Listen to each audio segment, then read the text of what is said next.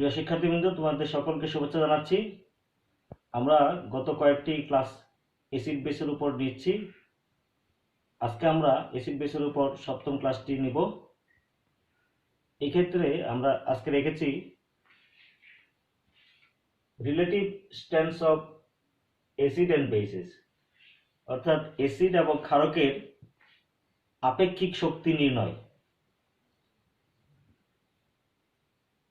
Acid এবং বেসের এই আপেক্ষিক শক্তি নির্ণয় কয়েকটি নির্দিষ্ট বিষয়ের উপর নির্ভর করে। আসলে এক্ষেত্রে কোনো রকম নির্দিষ্ট কোনো পদ্ধতি নাই, তারপরেও কয়েকটি বিষয়ের উপর অ্যাসিড এবং ক্ষারকের শক্তি যেহেতু নির্ভর করে, সেগুলো আমরা একটু দেখে নেই। প্রথমে আসি dissociation constant of acid and bases, charge on the species, electronegativity, oxidation number of central atom, effect of solvents, effect of substituents present in the species. আমরা প্রথমে আলোচনা করব ডিসোসিয়েশন কনস্ট্যান্ট, অর্থাৎ বিয়োজন ধ্রুবক, অ্যাসিড এবং ক্ষারকের বিয়োজন ধ্রুবক। আমরা জানি যে অ্যাসিড এবং ক্ষারক যখন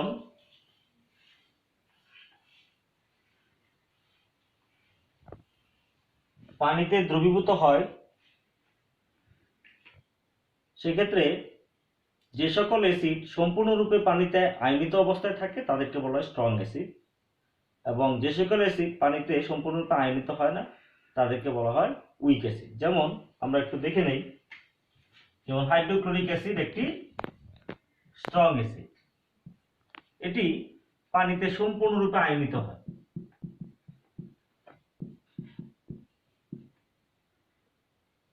সালফিউরিক অ্যাসিড একটি স্ট্রং অ্যাসিড, এটিও পানিতে সম্পূর্ণরূপে আয়নিত হয়।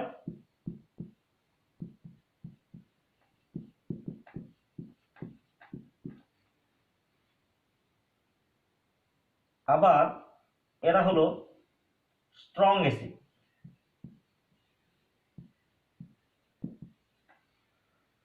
আবার কিছু অ্যাসিড আছে যেগুলো পানিতে সম্পূর্ণরূপে আয়নিত হয় না, যেমন অ্যাসিটিক অ্যাসিড,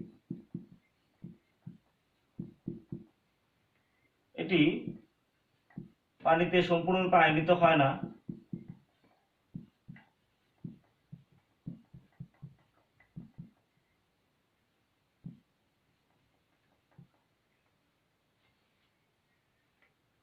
হাইড্রোজেন সায়ানাইড, এটিও পানিতে সম্পূর্ণরূপে আয়নিত হয় না, ফলে এদেরকে বলা হয় উইক অ্যাসিড।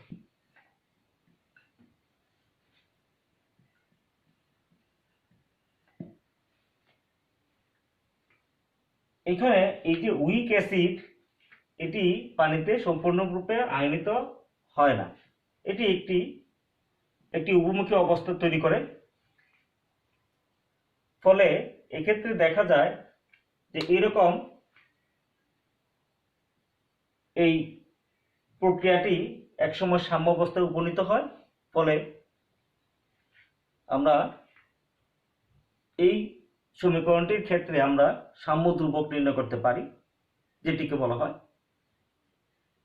অ্যাসিডের বিয়োজন ধ্রুবক বা ডিসোসিয়েশন কনস্ট্যান্ট। আমরা একটু দেখব এটি কিভাবে নির্ণয় করা হয়।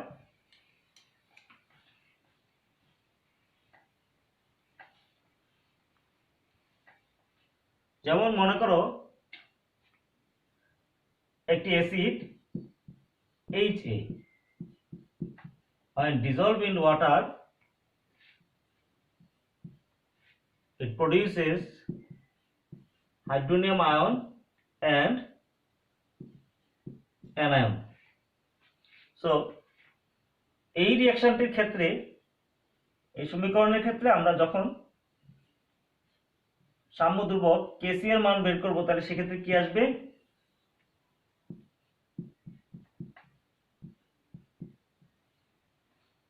concentration of hydronium ion, concentration of anion, নিচে আসবে HA, এটা হলো আনডিসোসিয়েটেড অ্যাসিড এর কনসেন্ট্রেশন, আর হলো ওয়াটারের কনসেন্ট্রেশন, পানির ঘনমাত্রা। এই ক্ষেত্রে দেখে নাও, এই যে পানির ঘনমাত্রা, যেহেতু পানির পরিমাণ এখানে সবচেয়ে বেশি পরিমাণে থাকে আর অ্যাসিডের পরিমাণ খুব কম থাকে, ফলে আমরা পানির ঘনমাত্রাকে আমরা কনস্ট্যান্ট বা ধ্রুবক ধরে নিতে পারি। তাহলে সেক্ষেত্রে আমরা লিখতে পারি তখন কেসি ইকুয়ালস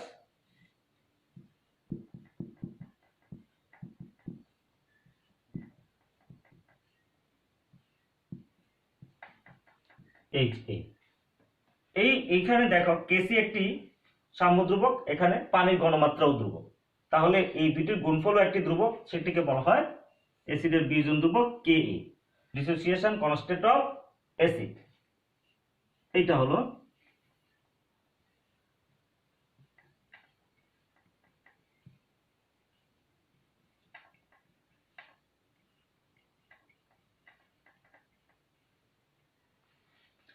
এখানে hair Ka is the dissociation constant,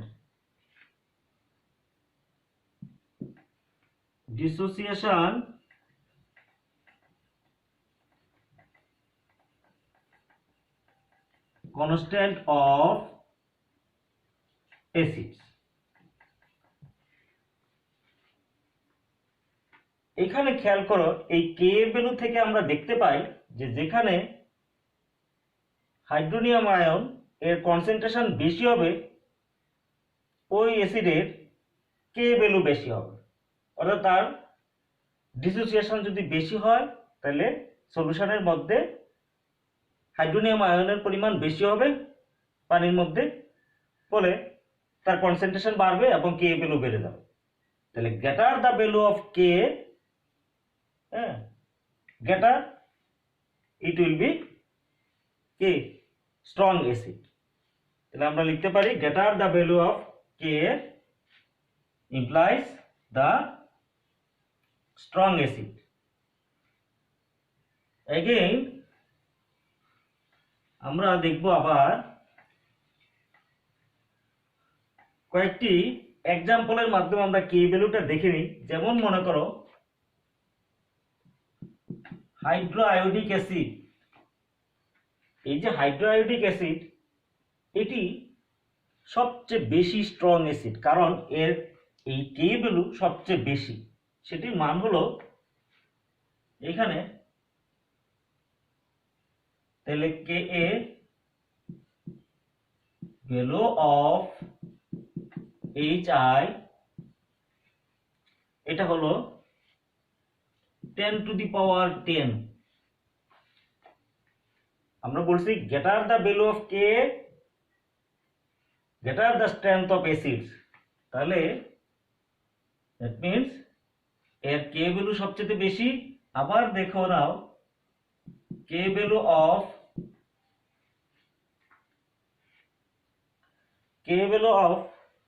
hydrogen bromide, এটি হলো 3.2 into 10 to the power 9। K value of perchloric acid, যেটা আমরা জানি খুবই স্ট্রং অ্যাসিড, আর K ভ্যালু হলো 10 to the power 8।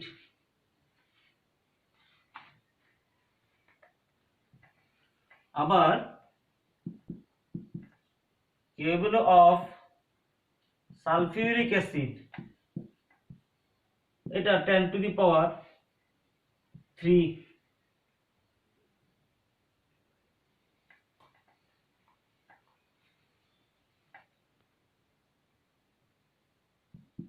K value of nitric acid, এটা হলো 10 to the power 2। কিন্তু K value of hydrochloric acid, এটি হলো 2.5 into 10 to the power 7। তাহলে আমরা দেখতে পাচ্ছি K ভ্যালু যদি বেশি হয় তাহলে অ্যাসিডের স্ট্রেংথ বেশি হবে। তাহলে আমরা লিখতে পারি greater the value of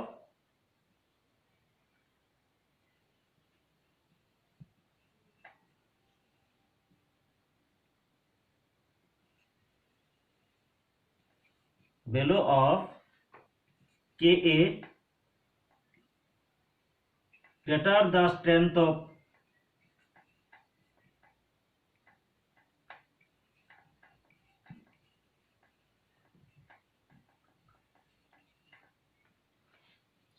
of acids।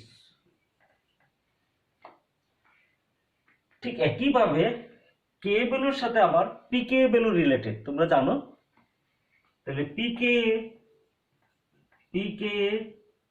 is equals the minus logarithm of k, এটা 10 বেস লগারিদম অফ k।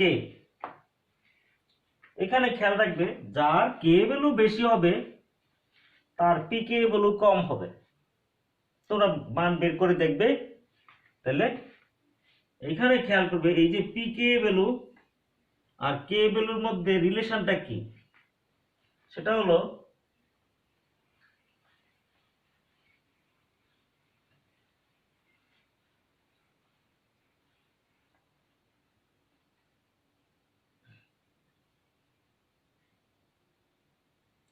যদি কে ভ্যালু বেশি হয় তাহলে তার পিকে ভ্যালু কম হবে।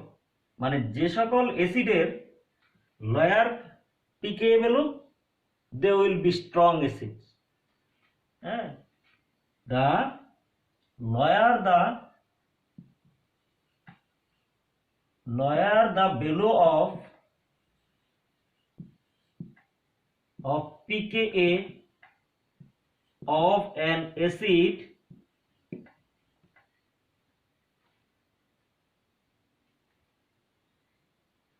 greater the strength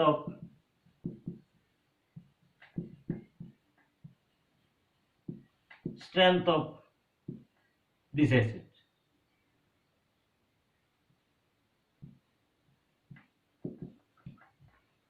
মানে কি, যার কে ভ্যালু বেশি তার পিকে ভ্যালু কম হবে, এবং পিকে ভ্যালু কম হলে সেটি কি হবে, সেটি গ্রেটার হবে, অর্থাৎ তার অ্যাসিডের স্ট্রেংথ বাড়বে। এবার আমরা যাব dissociation constant of base. Dissociation constant of base, where any base dissolved in water, mainly it is, আমরা এটা বের করব উইক বেসের ক্ষেত্রে। তাহলে দেখব একটা ইকুইলিব্রিয়াম ক্রিয়েট হবে। এখানে দেখে নাও বি ইজ এ, আমরা ধরলে একটা week base, when it dissolved in water it creates an equilibrium process, reversible process। এখানে দেখে নাও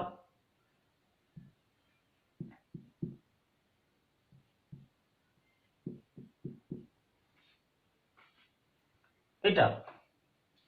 তাহলে হেয়ার এখানে ভ্যালু অফ কেসি, সামুদ্রবক কেসি এর মান কি হবে, concentration of BH which concentration of hydroxyl ion and the concentration of undissociated B and water।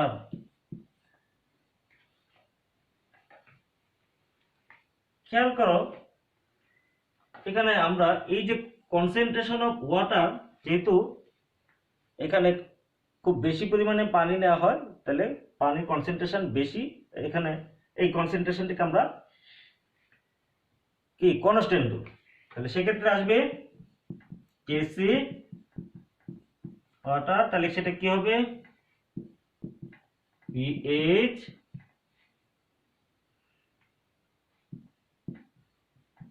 which minus আর আসবে undissociated B. তাহলে এইখানে এটা একটা KC is the constant, equilibrium constant, আর ওয়াটার কনসেন্ট্রেশন অফ ওয়াটার এটা কনস্ট্যান্ট। তাহলে দুইটা কনস্ট্যান্টের কি প্রোডাক্ট একটা কনস্ট্যান্ট, তাহলে সেটাকেও বলা হয় বেসের ক্ষেত্রে KB. This is the dissociation constant of base. তাহলে সেক্ষেত্রে কেবি will be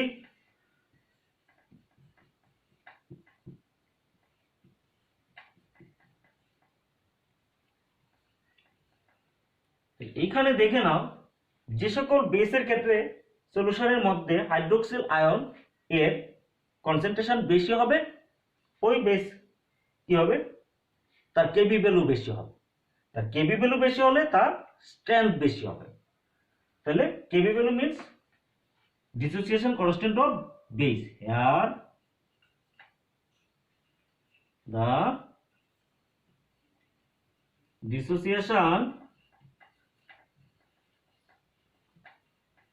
constant of base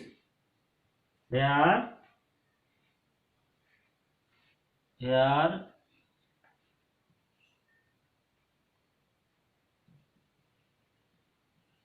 Kb is the dissociation constant of the base. এই যে Kb আমরা বলছি greater the value of Kb greater the strength of base। আমরা কয়েকটা example দিলেই সেটি বুঝতে পারবে। আবার Kb ভ্যালুর সাথে Pkb ভ্যালু হলো তার অপোজিট। সেটা কি, তাহলে আমরা লিখে নেই greater the value of Kb of a base greater the strength of the base of a base. Again we know Pkb equal minus logarithm of Kb. That means Kb value যদি বেশি হয় তার Pkb ভ্যালু কম হবে। তাহলে lower the value of Pkb of a base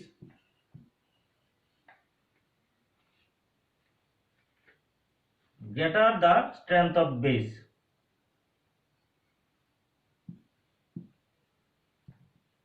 Greater the strength of a base. এবার আমরা কয়েকটা example দিলেই বুঝতে পারবে।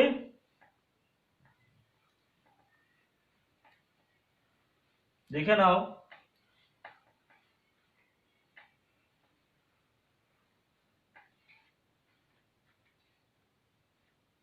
যেমন ammonium hydroxide, the Kb value of ammonium hydroxide is 1.8 into 10 to the power minus 5. Again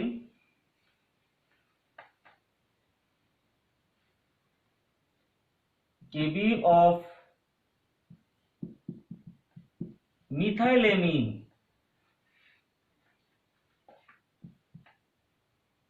এখানে খেয়াল করো 4.7 into 10 to the power minus 10।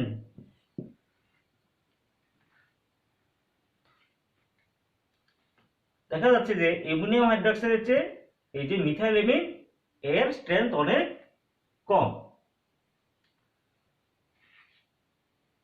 এই যে এখানে তাহলে ডিসোসিয়েশন কনস্ট্যান্টের মাধ্যমে আমরা এই যে বেসগুলো আমরা কি তাদের স্ট্রেংথ আমরা বুঝতে পারি, মানে তাদের স্ট্রেংথ সম্পর্কে ধারণা করতে পারি। এবার আমরা আসব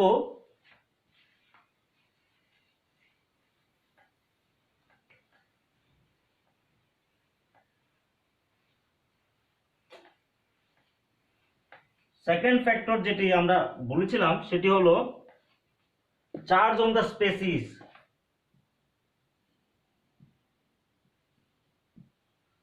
on the species, এটি একটু বুঝে নাও।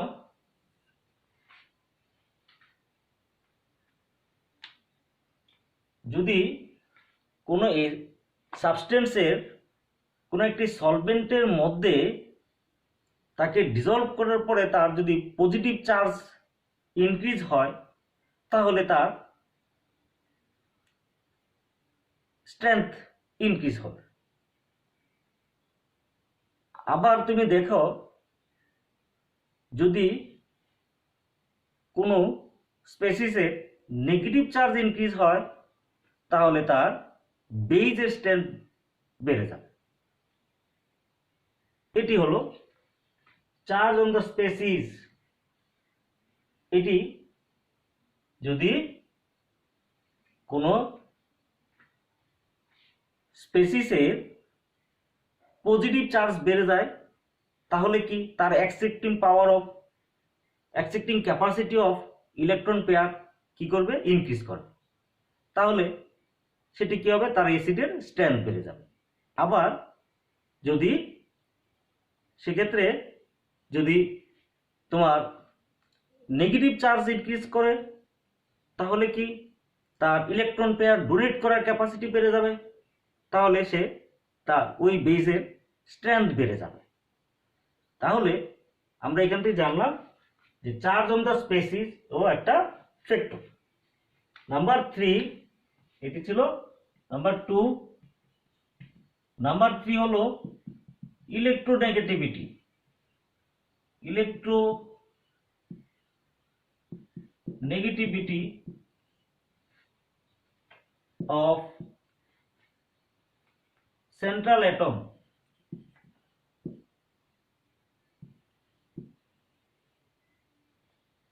এখানে central atom on the species, এটা খেয়াল করো। যেমন মনে করো এটি সাধারণত আমরা বলি যে এটি অ্যাসিডের ক্ষেত্রে বেশি প্রযোজ্য।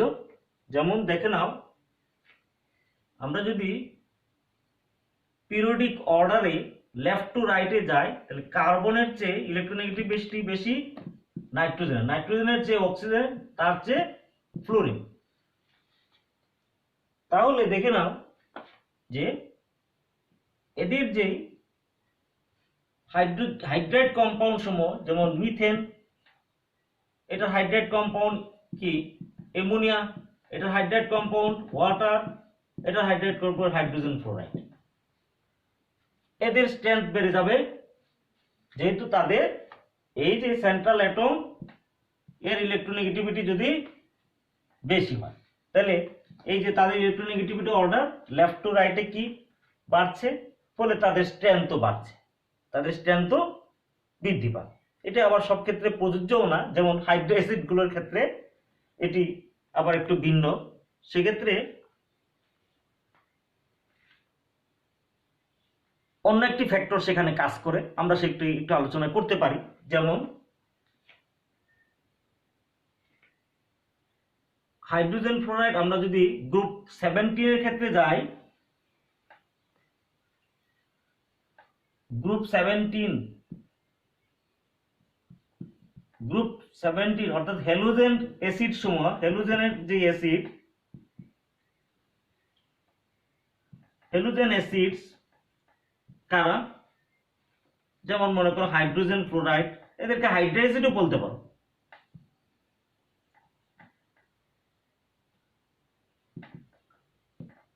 Hydrogen fluoride, hydrogen chloride, hydrogen bromide, hydrogen iodide. এদের ক্ষেত্রে যেটা হয়, size of anion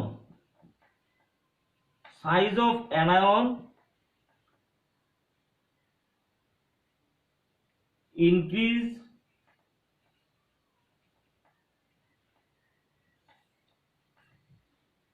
so strength of anion increase, strength of acid increase, strength of acid increase। তো এটা একটু ডিফার করে। এই ক্ষেত্রে যেটা হয়, এই যে size of anion increase, strength of acid এটা ইনক্রিজ। অর্থাৎ এখানে খেয়াল করো হাইড্রোজেন ফ্লোরাইড থেকে hydrogen chloride strong acid, hydrogen bromide আরো স্ট্রং, হাইড্রোজেন আয়োডাইড সবচেয়ে বেশি strong acid. Acid strength increase.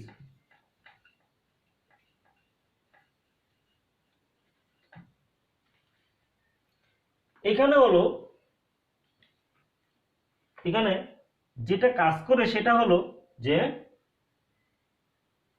Ionisation enthalpy. Ionisation enthalpy যার ক্ষেত্রে খেয়াল করো,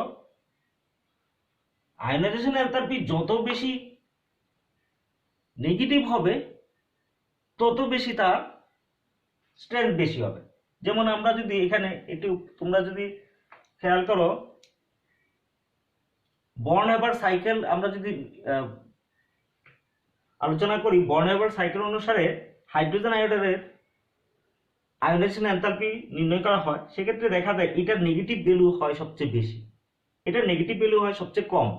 ফলে তার আয়োনাইজেশন এনার্জি নেগেটিভ ভ্যালু বেশি হওয়ার কারণে সে ইজিলি আয়োনাইজড হতে পারে। যেহেতু আয়োনাইজড হতে পারে, সে ইজিলি হাইড্রোজেন আয়ন ডোনেট করতে পারে, প্রোটন ডোনেট করতে পারে। ফলে প্রোটন ডোনেটিং ক্যাপাসিটি ইজ কি এখানে হাইড্রোজেন আয়োডাইডের ক্ষেত্রে সবচেয়ে বেশি। ফলে এটি একটি স্ট্রং অ্যাসিড। এবার আমরা আসব number 4,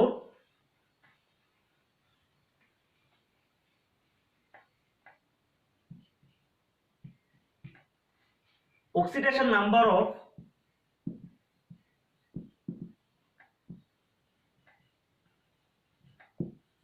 number of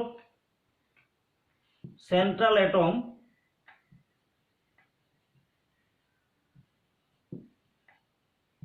on the species। এটি মূলত অ্যাসিডের ক্ষেত্রে বেশি প্রযোজ্য। দেখে নাও অ্যাসিডের স্ট্রেংথ,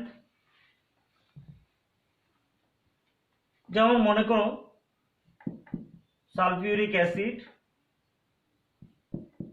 নাইট্রিক অ্যাসিড,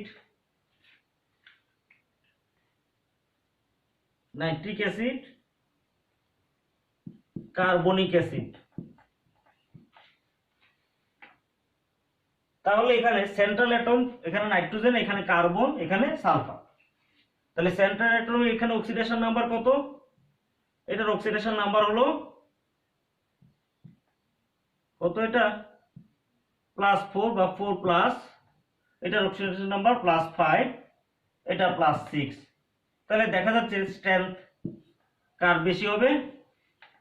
সালফিউরিক অ্যাসিডের স্ট্রেংথ বেশি হবে, যেহেতু সেন্ট্রাল অ্যাটমের অক্সিডেশন নাম্বার কি সালফারের বেশি। আবার তোমরা বলতে পারো যে ফসফরিক অ্যাসিড, এটার সেন্ট্রাল অ্যাটম তো স্যার +5, নাইট্রোজেনেরও +5।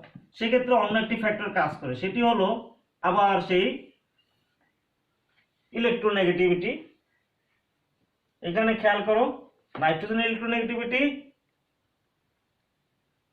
ফসফরাসের চেয়ে বেশি। ফলে ইলেকট্রোনেগেটিভিটি বেশি হওয়ার কারণে এখানে এটা খেয়াল করো, এটার সাইজটাও কিন্তু নাইট্রোজেনের কম, এটা ফসফরাসের সাইজটা আকারটা বড়। ফলে এই নাইট্রোজেনের প্রোটন ডোনেটিং ক্যাপাসিটি বেশি। এখানে এই নাইট্রিক অ্যাসিড থেকে সে প্রোটন ইজিলি চলে যেতে পারে, এখানে অতটা ইজিলি যেতে পারে না। ফলে দেখা যায় এই দুটার মধ্যে নাইট্রিক অ্যাসিড থেকে ফসফরিক অ্যাসিডের স্ট্রেংথ কম, এটি স্ট্রেংথ বেশি, স্ট্রঙ্গার।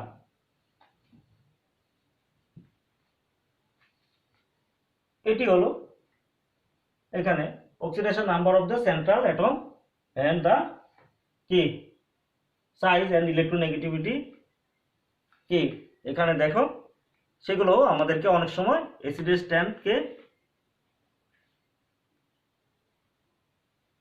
বোঝার ক্ষেত্রে সেগুলো আমাদের বিশেষভাবে নির্দেশ করে থাকে। আজকে আমরা অ্যাসিড বেসের স্ট্রেংথের 4টি ফ্যাক্টর নিয়ে আলোচনা করলাম। সামনের ক্লাসে আমরা আরো কয়েকটি ফ্যাক্টর নিয়ে আলোচনা করব। সবাইকে ধন্যবাদ।